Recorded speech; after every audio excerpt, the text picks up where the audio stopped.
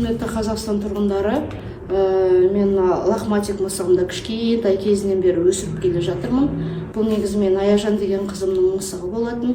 Ол қызым Алматыдан келе жатқандықтан мысығымды көрсетші сағындым дегендіктен мен оған пранк болсын деп стиральный машинаға салдым да, бір айналдырдым да, даже 2 секунд бола ма болмай ма қайтадан стиральный машинамды өшірдім да, ішінен мысығымды қайтадан алдым.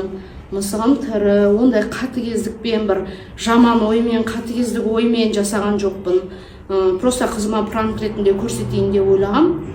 И одан кейін біз аптасына бір рет өзіміздің моншағымызды жаққан кезде мысығымызды суға түсіреміз.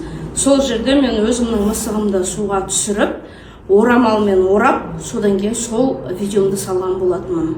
Енді мысыққа қандай да бір қатыгездік оймен, жаман оймен жасаған жоқпын. Өйткені бұл өзімнің кішкентай кезінен өсіріп келе жатқан мысығым.